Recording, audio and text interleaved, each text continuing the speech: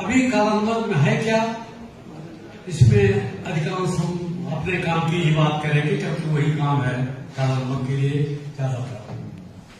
काला नमक की अभी 4 प्रजातियां आपको दी गई हैं जो उत्तर प्रदेश सरकार कृषि विभाग द्वारा रिलीज है, भारत सरकार द्वारा ये नोटिफाइड है। एक लंबी है केंद्री काला नमक 3 जो सिद्धार्थनगर के कलेक्शन से शुद्ध करके निकाली गई थी। हाँ जी सर। स्वाद सुगंध बहुत अच्छा, लेकिन किसानों ने कहा कि ये साल लंबा है, कम होती है, गिर जाता है, मजदूर मिलते नहीं है कटाई के लिए, कंबाइन हार्वेस्टर इसमें चलता चल नहीं सकता। फिर उसको हमने छोटा किया। पहली प्रजाति जो आई बौनी में, उसका नाम हमने रखा बौना काला नमक 101। बौना तो हो गया, लेकिन जो गुणवत्ता थी काला नमक की, सुगंध और स्वाद, दाने चावल की मुलायमियत, ये थोड़ी उतनी अच्छी नहीं रही जो कि केंद्री की है या केंद्री की है। लेकिन उपज निश्चित तौर पर दुगनी हो गई। केंद्री की उपज 8 से 10 क्विंटल प्रति एकड़ है और ये 18 से 20 क्विंटल प्रति एकड़ आ गई। फिर इसको सुधार किया गया, बौना काला नमक 102 आया। यह भी उत्तर प्रदेश सरकार कृषि विभाग ने इसको रिलीज किया, भारत सरकार ने इसको नोटिफाई किया और आपके खेतों तक पहुंचा। बौना काला नमक 102 उससे बेहतर था। भूसी का रंग भी जो 101 का थोड़ा भूरा होता था, इसका गाढ़ा हो गया। गुणवत्ता में सुधार आया, महक अच्छी खासी हो गई इसमें। उसके बाद फिर भी वो कमी थोड़ी थी और आमतौर पर जो हवा फैली, जैसे आज सुबह थोड़ी हवा फैलाई गई थी वो डीओपी को लेके, मैं स्पष्ट करूंगा अभी, उसी तरह हवा फैली। सब बौना वाला जो है इसमें वो स्वाद वो नहीं है। तो कम से कम अभी जो हमारी तीसरी बौनी वैरायटी आई है काला नमक, उसका नाम हमने रखा है काला नमक किरण। Yes sir. किरण का मतलब आशा की किरण आई है काला नमक के लिए। तो काला नमक किरण ये भी उत्तर प्रदेश सरकार कृषि विभाग द्वारा रिलीज है, तो कोई ब्रीडिंग लाइन नहीं है, ये रिलीज वैरायटी है, भारत सरकार द्वारा नोटिफाइड है। तो काला नमक किरण पहली दफा अब चावल मिल रहा है। इसके पहले तो सिर्फ हमने बीज दिया क्योंकि एक दाना उसको हम चाहते थे इसको बढ़ा के अधिक से अधिक किसानों को पहुंचाए। आपको यह भी पता है कि काला नमक किसी जमाने में 70 के दशक में कहिए 50,000 हेक्टेयर से घट के 2,000 हेक्टेयर पर आ गया था और ऐसा लगता था कि काला नमक खत्म हो जाएगा, खाली शब्दों में रह जाएगा। या कुछ जो शौकीन लोग हैं जो घाटा मुनाफा का ख्याल किए बगैर खेती कर रहे हैं अपने खाने के लिए, बस उन्हीं के पास रह जाएगा। खैर, अब कहानी यह है कि आपके पास 4 प्रजातियां हैं। केंद्रीय में लंबा है, जिनके खेत में पानी ज्यादा लगता है, आधा मीटर के आसपास, उसमें भी ये लगा सकते हैं। उपज तो कम है, स्वाद सुगंध तो खैर ही है काला नमक का। और बाकी बौनी में सर्वोत्तम जो अभी आई है काला नमक किरण, ये 2019 की रिलीज है और अभी नोटिफाइड है। पहली दफा इसका चावल अब मिल रहा है उपभोक्ताओं को। लोग कहते हैं हाँ साहब पुराना चावल काला नमक याद आ गया। तो एक तो 4 प्रजातियां होंगी। दूसरी चीजें जो चर्चा में आई कि भाई जो रासायनिक खेती है उसका जो उत्पाद है वो नुकसान पहुंचा रहा है शरीर को और हमारी भूमि को, हमारे वातावरण को, हवा पानी ये सब बदल रहा है क्योंकि नए रसायन बन रहे हैं। तो हमने इसका एक प्रोटोकॉल बनाया जैविक खेती का। और उस समय कुछ कंपनियां और कंफ्यूजन में दुनिया के अंदर रहती, मैं आपको बता रहा हूँ। जी सर। जी कंपनियां सोच बचाती थी कि जहां आपने जैविक किया उपज ऐसे गिरेगी जैसे आसमान से ओला गिरता है, ऐसे गिरेगी। हमने कहा ये झूठ है। उनका कारखाना बंद न हो जाए ताकि उनके अगर आप रसायन नहीं खरीदोगे तो कहाँ जाएंगे बेचारे। इस नाते कंफ्यूजन पैदा की। हमने बस्ती, सिद्धार्थनगर, महाराजगंज और गोरखपुर में किसानों के खेत पर एकड़ एकड़ प्रदर्शन करा के सिद्ध किया कि हमारी उपज अगर हमारे तरीके से आप जैविक खेती करोगे तो आपकी पैदावार जो है वो बढ़ेगी, घटेगी नहीं। वैज्ञानिक अभी भी तलाश में जैसे लग रहा है चाहिए कुछ। जी सर, रन है। अच्छा करिए, अगर करेक्ट हो जाए तो आप कुछ पावर पॉइंट में भी देख सकोगे।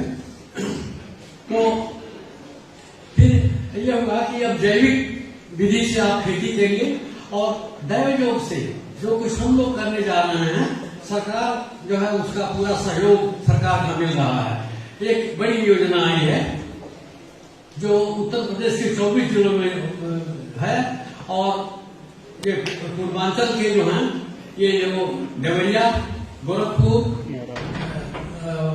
सिद्धार्थनगर, बहराइच, गोंडा, बलरामपुर, इन जिलों में ये योजना है और हम लोग इसको काला नमक की खेती से जोड़ के इसको कर रहे हैं। हमारी संस्था इसको बढ़ावा दे रही है और ये सरकार की योजना हम लोग लागू कर रहे हैं, अभी 9 जिलों में लागू कर रहे हैं।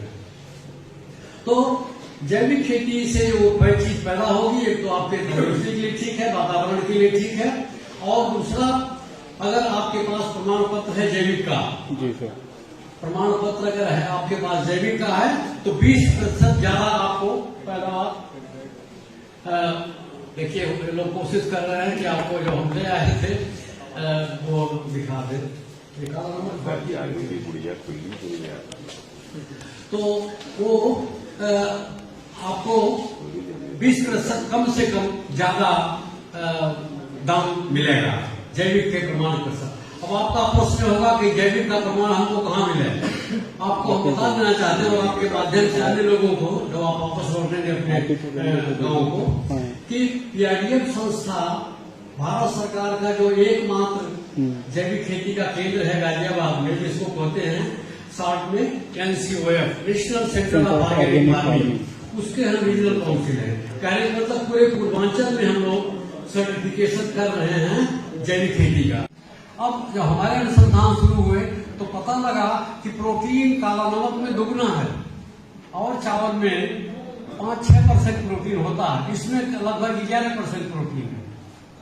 मैं उनसे कहता हूँ क्या भगवान बुद्ध का प्रसाद नहीं है? लोहा इसमें 3 गुना है, जो हमारा खून बनता है जिससे 3 गुना है। जस्ता जिससे हमको बीमारियों से लड़ने की शक्ति मिलती है। अभी आप टीवी पे प्रचार देख रहे होंगे कि कोरोना से लड़ना है तो जस्ते वाला भोजन के लिए जस्ता इसमें 4 गुना है। काला नमक में अन्य धान की प्रजातियों से 4 गुना जस्ता है।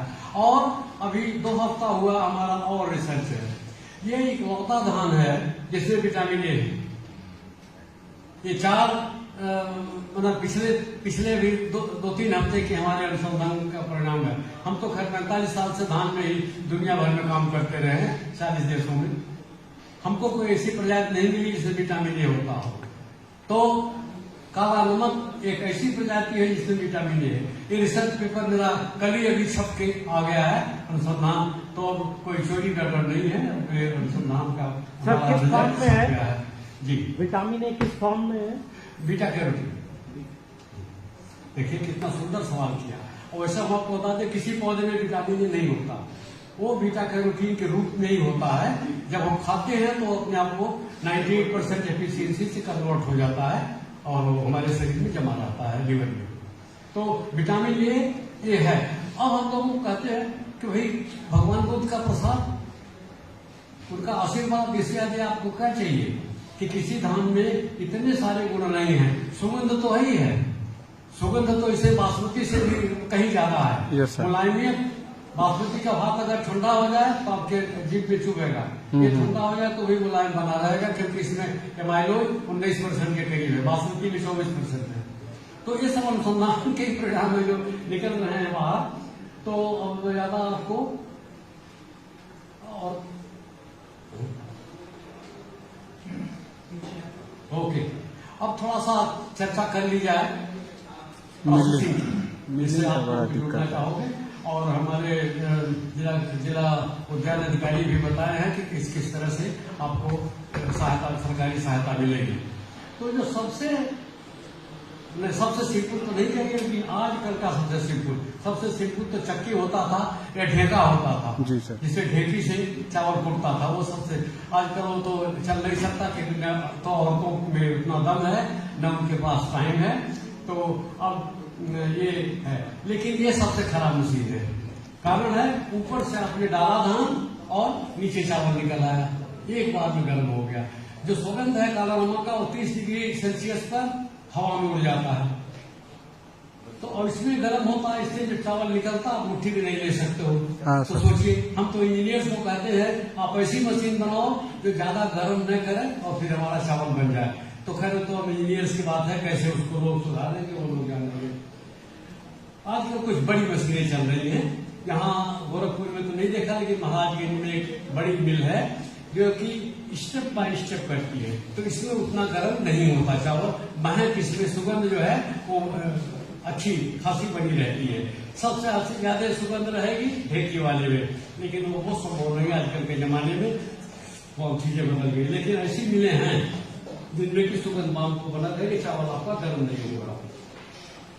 दूसरा, तमाम इसके उत्पाद हैं जिसको आप बना सकते हो। बाएं हाथ देखिए, इसको हम कहते हैं अनपॉलिश, बिना पॉलिश किया हुआ काला नमक। बाएं हाथ आपको हल्का हरा दिख रहा है जी सर, वही। दाहिने हाथ इसका चिवड़ा। तो ऐसी भी मिलें चाहिए हमको जो कि खाली बिना पॉलिश, खाली भूसी छुटा के दे सके। सबसे ज्यादा पौष्टिकता वाला ये है। उसके अलावा सफेद चावल तो क्या पॉलिश किया हुआ चावल। आमतौर पर पॉलिश शब्द को भी लोग गलत समझते हैं। पॉलिश के माने ऐसे बूट पॉलिश नहीं, ऊपर से कुछ लगा दिया। काला नमक का पॉलिश ऐसा नहीं है, काला नमक उतारता है। जो पॉलिश शब्द है काला नमक के केस में या चावल के केस में, कुछ उतार दीजिए तो पॉलिश उतर गया, उसका पॉलिश उतर गया, उसको पॉलिश चावल कहते हैं। तो अब अभी गोरखपुर विश्वविद्यालय होम साइंस की 4 लड़कियां हमारे साथ काम कर रही हैं, जिनका ये बाय द वे जो विटामिन ए वाला है वो भी 3 लड़कियों का अनुसंधान है, वो भी हमारे साथ ही काम कर रही है विश्वविद्यालय की। ये जो टूट जाता चावल, दक्षिण भारत में तो बहुत उपयोग है टूटे हुए चावल, अपने वहाँ भी है सर। अपने वहाँ टूटे हुए चावल का ज्यादा उपयोग है नहीं। इन लड़कियों ने 15 उत्पाद बनाए हैं। जल्दी ही वो पुस्तक छपवा रहे हैं मैनुअल, और आपके हाथों में होगा, हिंदी और अंग्रेजी 2 भाषाओं में। तो 15 खाने की चीजें ये बन रही है। अभी कपिल वस्तु महोत्सव में हमारे 3 स्टॉल लगे थे। उस स्टॉल में जनरल वीके सिंह भी आए थे। सौभाग्य से जनरल वीके सिंह को लड्डू दिया गया इसी टूटे चावल का, और सबसे तारीफ उन्होंने 15 उत्पादों में सबसे तारीफ जो है उन्होंने लड्डू का किया, क्योंकि उसमें अलसी और कई चीजें बड़ी थी, बड़ा उसका स्वाद था।